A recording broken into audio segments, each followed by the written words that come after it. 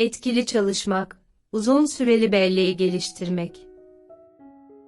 Hayatımdaki tüm başarıların ilham kaynağı büyükbabam George'dan geliyor.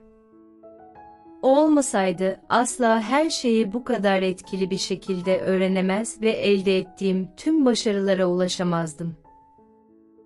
Burada öğrendiklerinizi eyleme geçirirseniz hayatınızı paha biçilemez bir şekilde değiştireceksiniz. Bu ipuçlarını uygulayın ve kesinlikle başarılı olacaksınız. Başarı kaçınılmazdır. Başarı kanıtlanmıştır. Bu ipuçlarını Kaliforniya okul sistemindeki koruyucu çocuklara özel olarak uyguladım. Hayatımı en çok değiştiren sonuçlarım tek bir aile içindi. Bir 3. sınıf öğrencisinin sözde, demek istediğim, öğrenme güçlüğü ve okulda dikkatini vermede zorluk çekiyor, olarak etiketlendi.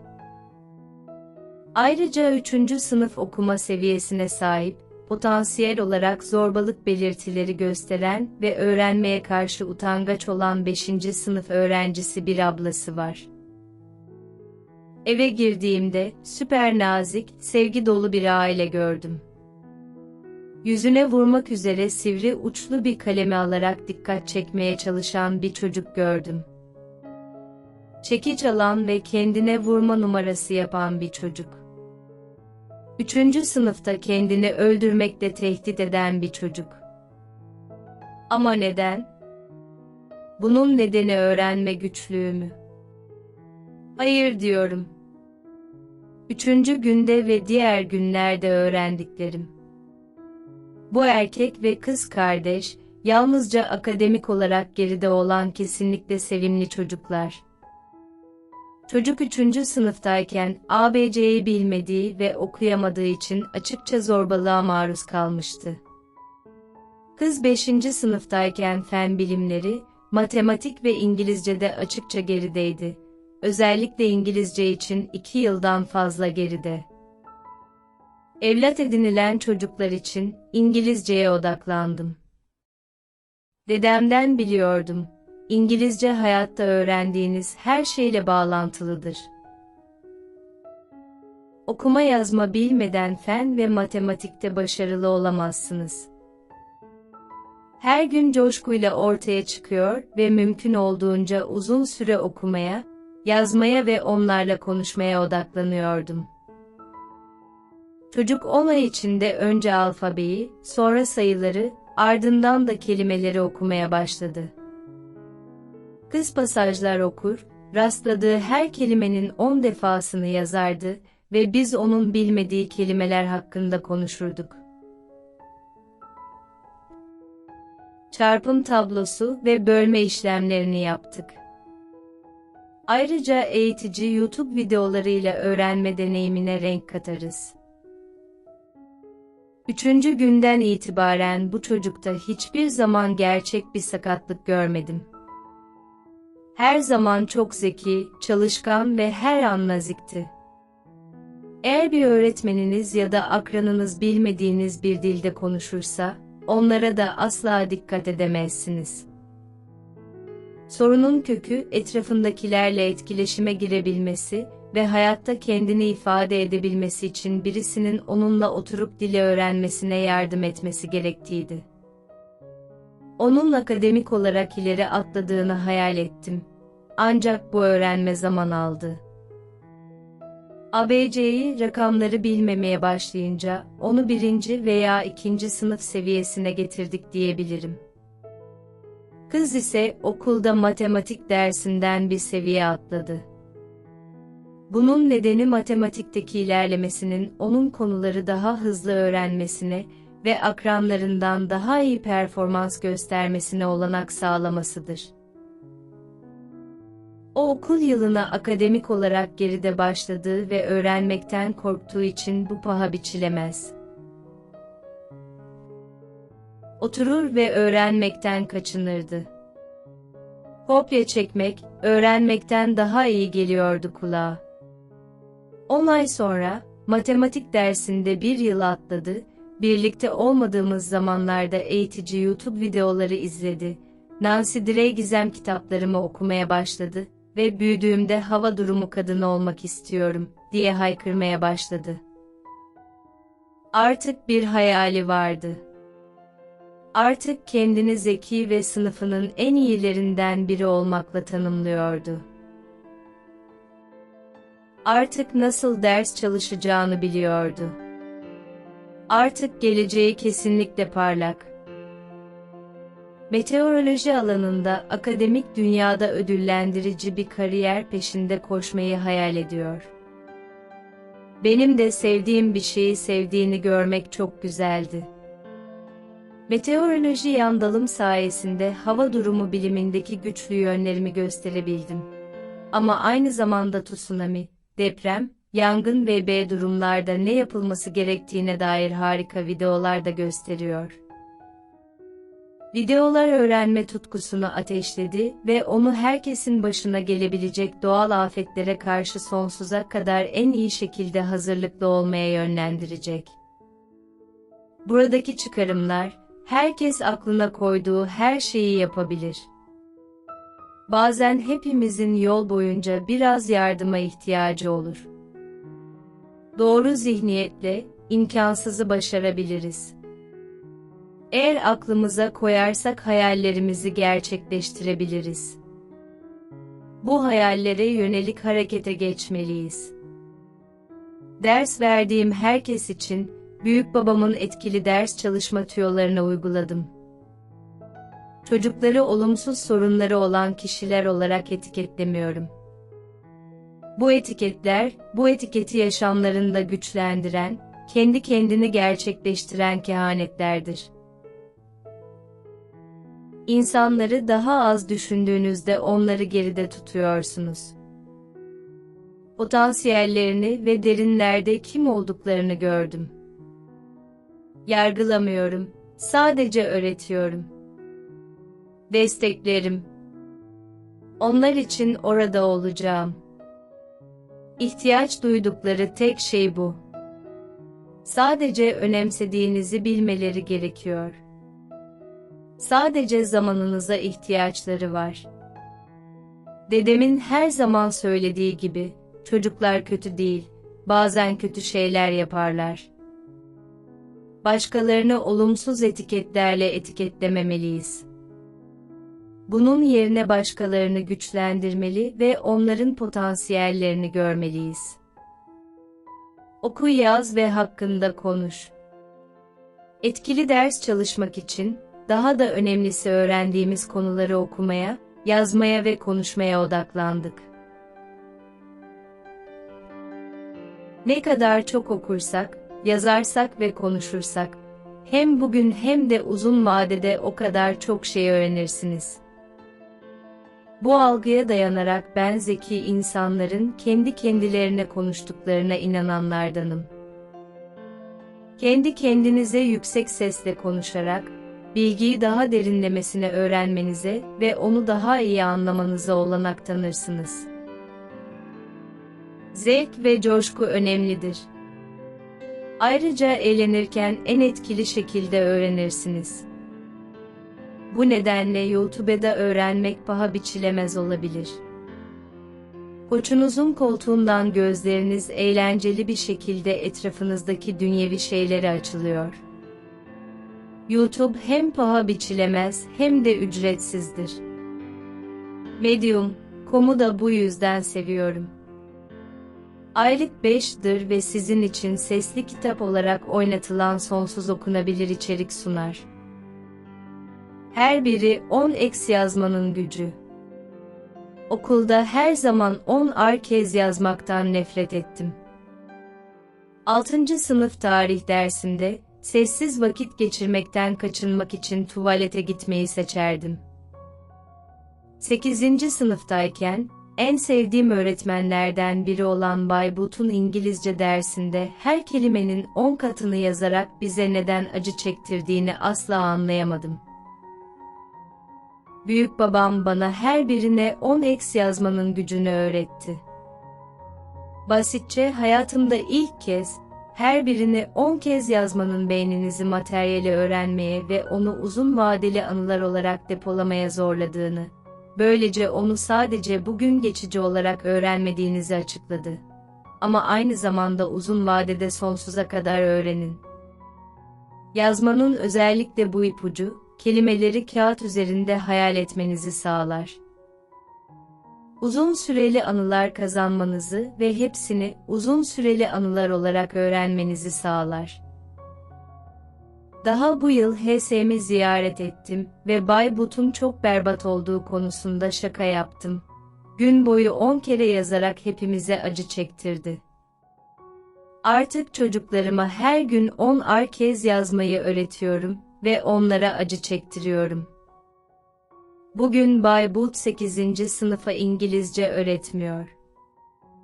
Kendisi Pass Lise'min müdürüdür. Hiç kimse bana her birine 10x yazmanın gücünü açıklamadı. Büyük baba hariç. Eğer bunu hiç yapmasaydı, hayat asla eskisi gibi olmayacaktı. Öğrendiğim her şeyi hiçbir zaman öğrenmemiş olabilirim. Elde edilen tüm başarıları hiçbir zaman elde edememiş olabilirim. Aşmak zorunda kaldığım engelleri hiçbir zaman aşamamış olabilirim. Başkalarına aynı şeyin nasıl yapılacağını asla öğretmemiş olabilirim. Diğerleri yaşamlarındaki zorlukların üstesinden asla gelememiş olabilir, her gün yaptığım gibi. Tüm bunların gücü yaşamı değiştiriyor ve paha biçilemez. Şaka yapmayı seviyorum ama durun, dahası da var. Yazmak, matematik derslerimde hayatta kalmamı veya başarılı olmamı sağladı. Kalc 1, Kalc 2 ve diferansiyel denklemlerden her zaman kurtuldum. Ancak çok değişkenli hesaplama ve istatistik alanında başarılı oldu. O da arkadaşımın büyük babamın onaylayacağı çalışma ipuçlarını uyguladığını gördüğümde, onu kopyalamak için hızlı davrandım. Çabalarım sonuç verdi ve diğerlerinden daha iyi performans göstermeme ya da derslerde hayatta kalmama yardımcı oldu. Yaptığı bu eylem şunları içeriyordu. Sınavlardan önce notlarınızı yeniden yazın. Matematiğe nasıl çalışıyorsunuz? Her biri 10x işe yaramayacak. İşe yarayan şey, bu bilgiyi uzun vadede beyninize yerleştirmek için sınavlardan önce notlarınızı yeniden yazmaktır. Bu şekilde, büyük babamın söylediği gibi, bir şeyler yazarak, bu görselleştirme hafızasını ve daha derin bir anlayış düzeyini kazanırsınız. Kağıttaki kelimeleri beyninizde görmenizi sağlar. Başınızı kaldırıp düşündüğünüzde yazdıklarınızı gözünüzde canlandırabilirsiniz. Tıpkı bir kitap okuyup hikayeyi gerçekmiş gibi görselleştirmeniz gibidir. Yazarın anlattığı her şeyi görüyorsunuz. Kağıtları, arabayı ve sarı kalemin masadan nasıl düştüğünü görüyorsunuz. Yavaşça düştü, yarısı kullanıldı. Görebilirsin. Aklınızda gerçek görünüyor. Her detay. Okuduklarınızı görselleştirin. Büyük babamın dediği gibi, öğrenmenin ve okumanın en iyi yolu, hikayede olup biten her şeyi gerçekmiş gibi görselleştirmektir. Yazınızın boyutu ve aralığı önemlidir. Evet, artık etkili bir şekilde çalışmak için okumamız, yazmamız ve bir şeyler hakkında konuşmamız gerektiğini biliyoruz.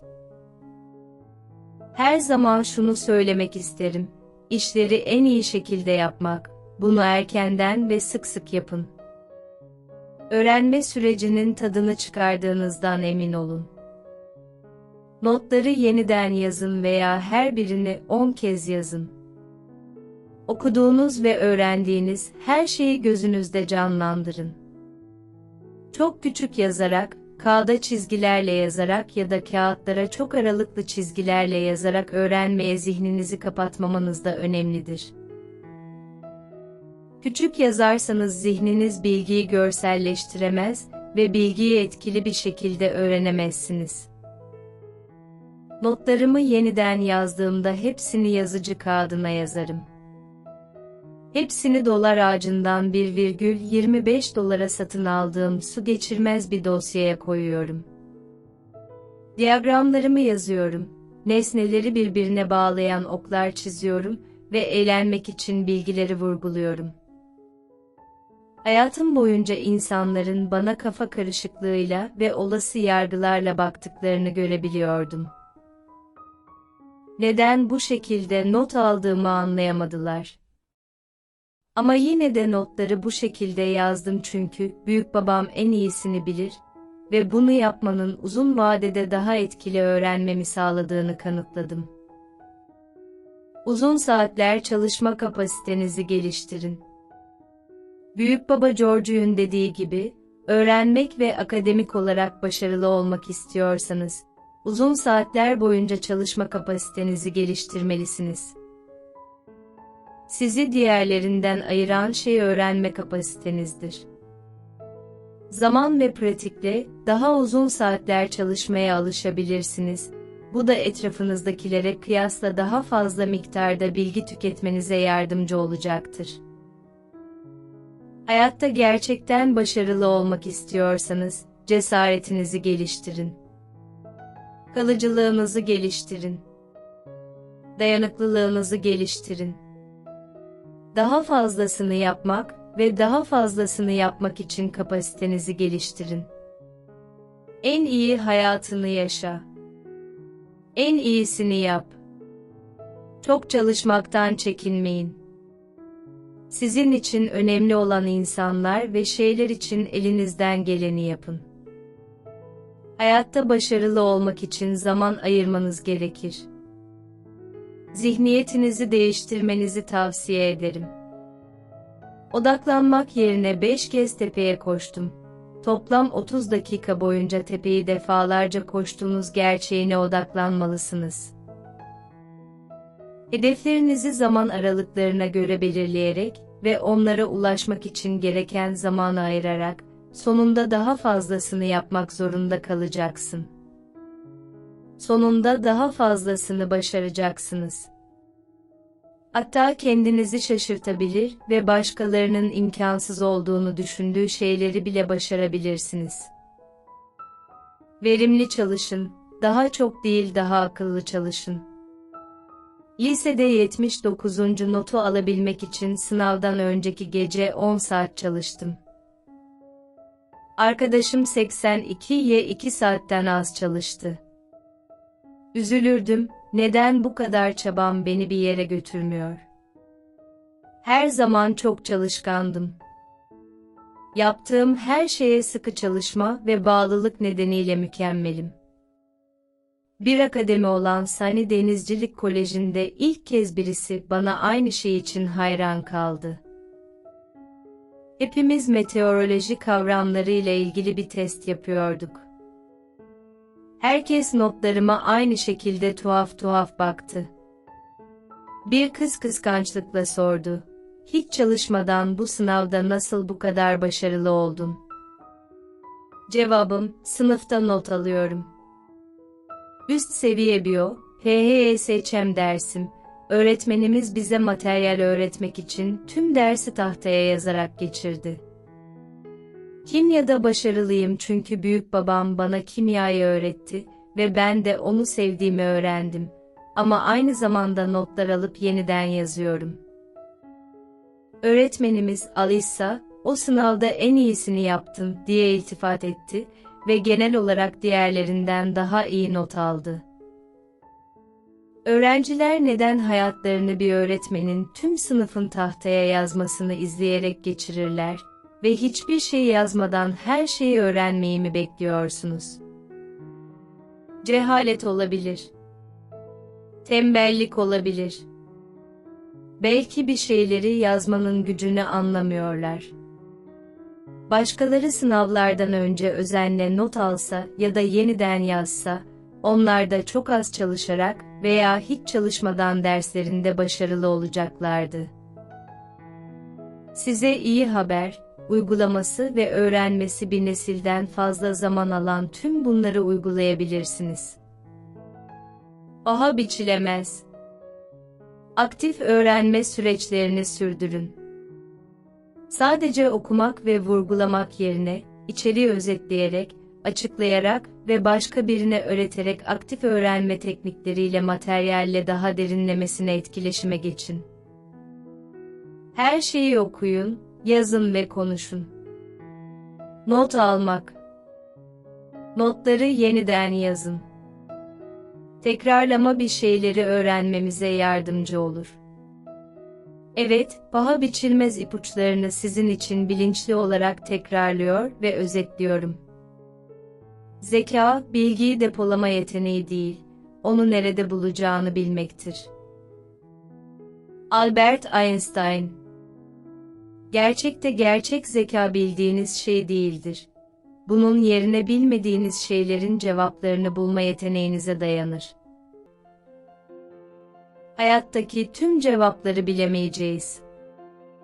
Ama büyükbabamın da söylemeyi sevdiği gibi, biraz araştırmayla çoğu şeyin bir cevabı bulunur. Hayatta usta bir araştırmacı olun. Güvenilir bilgileri ve sorularınızın yanıtlarını nasıl bulacağınızı öğrenin. Öğrendiğiniz her şeyi gözden geçirin. Bildiğiniz her şeyi sizden daha akıllı olanlardan öğrenin. Uzmanlardan öğrenin. Hayalini kurduğunuz başarıları zaten elde etmiş uzman kişilerden öğrenin. Sporda başarılı olmak istiyorsanız olimpiyatçılardan öğrenin. Dünyanın kanıtlanmış en iyilerinden öğrenin. Büyükbabamdan öğrenmeyi neden seviyorum? Fizik, kimya, matematik ve mühendislik alanlarında uzmandır. Onlarca yıl özverili bir şekilde orduda ve fizik öğretmeni olarak görev yaptı. Sadece onunla tanışarak bile yaptığı işin en iyisi olduğunu anlayabilirsiniz. O hayatımda sahip olduğum en iyi öğretmendir. Bana etkili çalışma hakkında bilmem gereken her şeyi, geometri, trigonometri, kimya, fizik ve yaşamı öğretti. Bilgileri düzenleyin ve bildiğiniz diğer şeylerle bağlantı kurun. Yukarıdakilerin amacı da açıklığa kavuşturmaktı. Aslında tonlarca şey biliyoruz. İnanılmazız. Düşündüğünüzden daha fazlasını biliyoruz. Büyükbaba George'un dediği gibi, yeni bir şey öğrenirken, bir liste oluşturduğunuzda, bilgileri düzenlediğinizde ve beyninizde öğrenilen yeni bilgilerle halihazırda bildiğiniz şeyler arasında bağlantı kuran bağlantılar oluşturduğunuzda bilgiyi en iyi şekilde öğreneceksiniz. Bir şeyleri karşılaştırmak ve karşılaştırmak olarak da bilinen bu bağlantıları kurarak, bir şeyleri daha etkili bir şekilde öğrenmenize ve onları sonsuza kadar öğrenmenize olanak tanırsınız. Bir şeyleri ezberlemek için eğlenceli anımsatıcılar kullanın. İnsanlar bir şeyleri ezberlemek için anımsatıcıları kullanır çünkü eğlenceli olabilir, karşılaştırmalar yaratır ve bilgileri basitleştirir, böylece daha kolay ezberleyebilirsiniz. Tekrarlama yoluyla ezberleme. Bazı şeyleri erkenden okumanın, yazmanın ve konuşmamın uzun vadede bilgi öğrenimini nasıl iyileştirdiğini unutmayın. Kağıdınız, kaleminiz olmadığında kısa vadede bazı şeyleri ezberlemek, kelime ve cümleleri aklınızdan veya yüksek sesle sözlü olarak tekrarlayabilirsiniz. Bu askeri eğitim kampında harika bir ipucu. Pek çok eğlenceli gerçeği hızlı bir şekilde öğrendim ve kadromuz bu bilgi konuları hakkında konuşmamız için bize bağırdığında iddialı bir şekilde hepsini ağzımdan kaçırdım.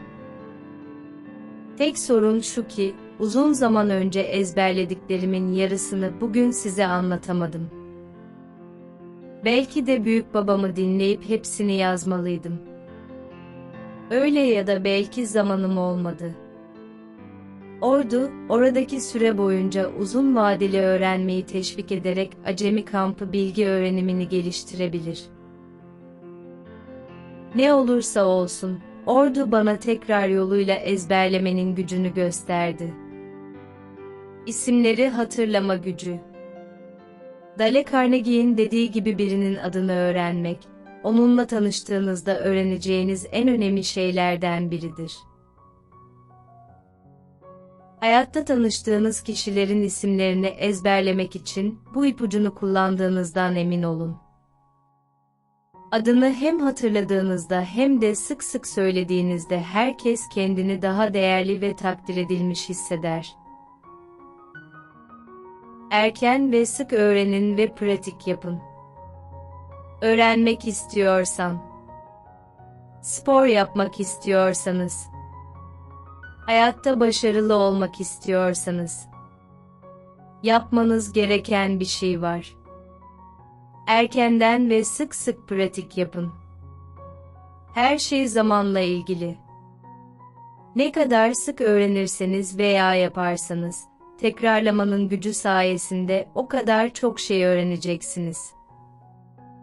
Bilgiye ne kadar erken bakarsanız, o kadar çabuk ustalaşırsınız. Her şey el ele gider. Öğrendiğiniz, yaptığınız ve pratik yaptığınız şeyler üzerinde uyumanın zararı olmaz. Uyurken öğrendiğimi düşünmeyi seviyorum. Ben görselleştiriyorum. Düşünüyorum. İyileşiyorum. Enerji dolu bir şekilde uyandım ve uyuduğum zamankinden çok daha iyi durumdayım. Başarıları görselleştirin. Hiç sporcuların sporlarını veya etkinliklerini gerçekleştirmeden önce görselleştirdiklerini gördünüz mü? Bir sporcu olarak bunu ben de yapıyorum. Akademik, atletik ve profesyonel etkinliklerde daha iyi performans göstermek isteyen herkese tavsiye ederim. Ayrıntıları anlayın ama kavramları anlayın. Öğrendiklerinizin ayrıntılarını gerçekleştirmek için ayrıntılara dikkat ettiğinizden emin olun. Sporda başarılı olmak için küçük şeyleri uygulamada başarılı olmalısınız. Başkaları tarafından fark edilmeyebilecek teknik ve ayrıntıları uygulamada başarılı olmalısınız. Daha da önemlisi, materyalin tanımladığı genel temaları ve kavramları anlayın. Amacı ve ana fikri anlayın. Bu içeriği okumanın amacı ve öğrenilen dersler nelerdir? Üzerinde durulan ana noktalar nelerdir? Bu genellikle başlıkta, ilk paragrafta, son paragrafta ve içindekiler bölümünde listelenir. Herhangi bir edebi yazının bu bölümlerine dikkat ettiğinizden emin olun. Kendini test et. Zekanın kesin olarak doğru değerlendirilmesini sağlamayan aşırı standartlaştırılmış testlerin olduğu modern çağda, sınavlara hazırlanırken mutlaka kendinizi test edin. Kendinizi test ederseniz, yanlış seçtiğiniz cevapları gözden geçirin ve testleri tekrar yapın. Puanlarınızı artırabilir ve rakiplerinize karşı daha iyi performans gösterebilirsiniz. Ancak yukarıda da anlattığımız gibi bu çalışma yöntemi yalnızca kısa vadeli bir öğrenme tüyosudur. Evet, sınavda başarılı olabilirsiniz ancak yukarıda açıklanan diğer ipuçlarını uygulamazsanız muhtemelen gelecek yıla kadar bu bilgiyi unutacaksınız. Bu yüzden standart testlerin üretkenlik önleyici olduğunu gördüm. Gençlerimize sınavda nasıl başarılı olunacağını öğretiyorlar, içeriğin sonsuza kadar nasıl öğrenileceği ve anlaşılacağı değil. Bir avukata, satış zekası hilesine ne dersiniz? Ben zeki miyim? Etkili çalışıyor muyum? Doğru tahmin edebilecek misiniz? Mükemmel bir standartlaştırılmış sınav katılımcısı mıyım? Doğru cevap hayır. Okulda hem ders çalışma hem de derslerde başarılı olma konusunda zeki ve son derece etkili olmama rağmen, ben iyi bir standart sınav katılımcısı değilim. Bilgileri hızlı bir şekilde ezberleyebilirim ve testleri iyi yapabilirim. Ancak standartlaştırılmış testlere istatistiksel olarak ortalama bir puan almak için durmadan çalışırdım. Bunun nedeni, testin dilini konuşmanız gerektiğidir. Bu standart testlerin iyi bir göstergesi olduğu anlamına mı geliyor? Standartlaştırılmış testlerde en iyi sonucu almak için, onların yanıtlamanızı istediği şekilde yanıt vermelisiniz. Çoğunlukla çok detaylı davranırım ve her yolu düşünürüm. Sınavları zamanında bitiremiyorum. Alamadığım tüm sorular hakkında rastgele tahminler yapmak için elimden gelenin en iyisini yapmak zorunda kalıyorum. B ve D'yi tahmin et. Eğer siz de benim gibiyseniz, standart bir testi bitiremediğinizde, B veya D'yi seçin. Ger ve Sathi de içeren tüm hayatım araştırmalarına göre, istatistiksel olarak B veya D en muhtemel olanıdır. Gitmenin en iyi yolu, tüm son sorular için B'yi veya sonraki tüm sorular için D'yi seçmektir. Bu şekilde şans skoru etkilemez. Aksi halde yanlışlıkla D'yi seçebilirsiniz ancak bu durumda cevap aslında B olur. Evet, 5'te bir şansınız var. Ancak istatistiksel olarak B veya D, soruyu gerçekten okumaya gerek kalmadan size istatistiksel olarak daha sık bedava puan verecektir. Bazı insanlar, LSAT gibi zorlu, standartlaştırılmış sınavlardan geçerek cevabı daraltıyor ve ardından birçok soruyu tahmin ediyor. Gitmenin en iyi yolu, standart testleri erkenden ve sıklıkla tekrar yoluyla uygulamaktır. Yeterli uyku almak. Uykunun en etkili şekilde öğrenmenize yardımcı olduğunu unutmayın. Uyurken bir şeyleri görselleştirmenize ve öğrenmenize yardımcı olur. Çalışmayı bıraktığım, uyuduğum ve beynimin en taze ve öğrenmeye hazır olduğu sabahları çoğunlukla çalışmaya öncelik verdiğim sınavlarda daha iyi sonuç alıyorum. En fazlasını sabahları öğrenecek ve en üretken olacaksınız. İyi uykular. Uyku, vücudunuzun bilgileri toparlamasına ve uzun süreli hafızada birleştirmesine olanak tanır.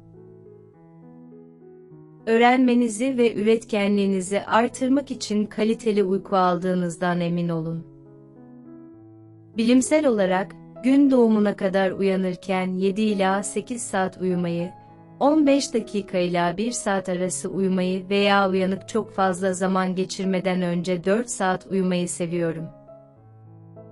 Doğal uyku döngülerinizi engellemeyen gün ortası kedi uykuları, iyileşmeye ve sağlıklı yaşama yardımcı olur. Bu nedenle öğleden sonra enerji veren bu şekerleme seanslarından korkmayın. Stres yönetimi. Stres öğrenmeyi ve hafızayı etkileyebilir. En etkili şekilde öğrenmenize olanak sağlamak için stres yönetimi tekniklerini uygulayın. Bazıları ayrıca stresin öğrenmeniz ve daha çok çalışmanız için ihtiyaç duyduğunuz motivasyona neden olabileceğini savunuyor. Dolayısıyla bu oldukça sezgiseldir.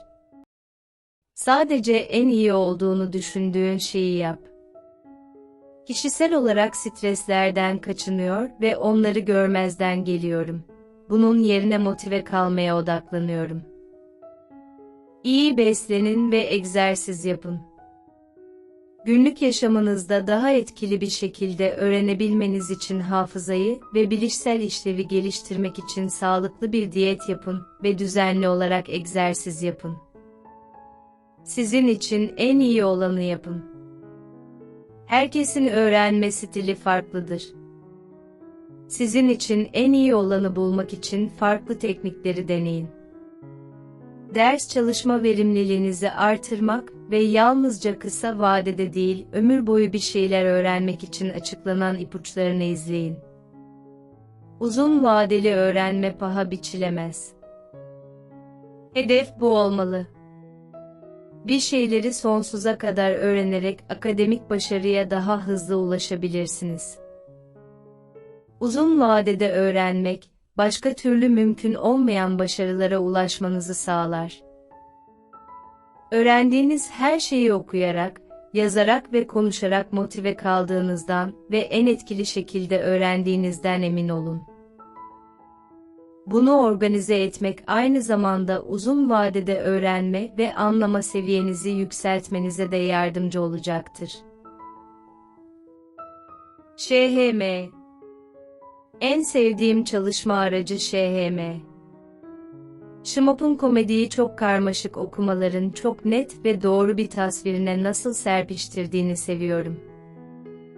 En sevdiğim okumalar arasında Yunan mitolojisinden alınan Odissi gibi okumaların yanı sıra görsel çizgi roman hikaye tasvirleri için YouTube'da bulabileceğiniz bekçiler de vardı. Sonsuza kadar hatırlayacağım bir ders şunları içerir. İnsanlar alır ve sonra her zaman daha fazlasını istemeye devam ederler.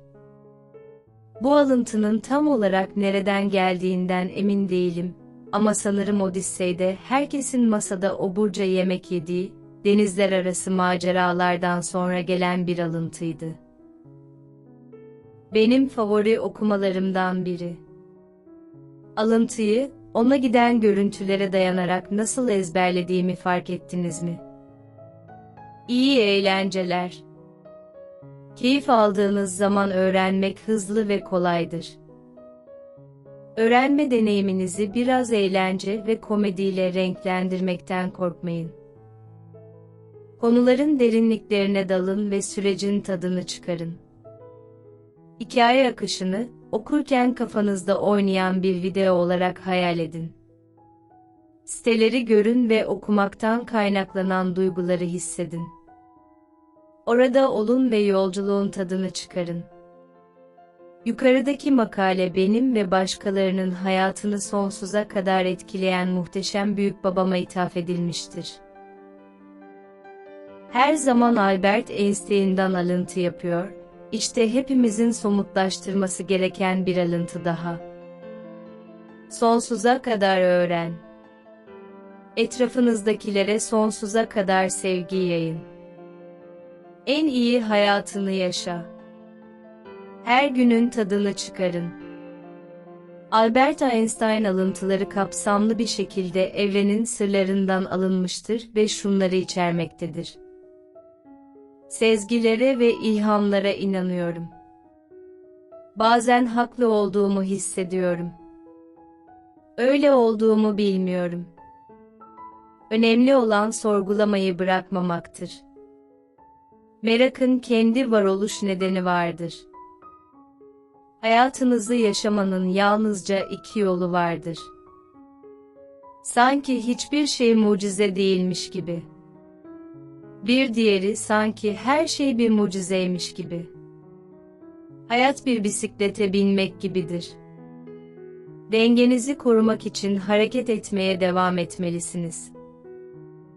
Günlük yaşamda tipik bir yalnız olmama rağmen hakikat, güzellik ve adalet için çabalayanların oluşturduğu görünmez topluluğa ait olma bilincim beni yalnız hissetmekten korudu. Bilim ancak ifade özgürlüğünün olduğu bir ortamda gelişebilir. Çöpçü olsun, üniversite rektörü olsun, herkesle aynı şekilde konuşuyorum. Ben miras olarak bir Yahudiyim, vatandaşlık olarak bir İsviçreliyim ve yapı olarak bir insanım ve yalnızca bir insanım. Herhangi bir devlete veya ulusal varlığa herhangi bir özel bağlılığım yok. Mutlu bir hayat yaşamak istiyorsanız bunu insanlara değil hedeflere bağlayın. Sorunlarımızı, onları yaratırken kullandığımız düşünce tarzıyla çözemeyiz. Kendi gözleriyle gören ve kendi kalpleriyle hissedenlerin sayısı çok azdır. Herkes bir dahidir. Eğer bir balığı ağaca tırmanma yeteneğine göre yargılarsanız, o tüm hayatını aptal olduğuna inanarak geçirecektir. Büyük ruhlar her zaman vasat beyinlerin şiddetli muhalefetiyle karşı karşıya kalmıştır. Hayal gücü bilgiden daha önemlidir. Bilgi sınırlıdır. Hayal gücü dünyayı kuşatır.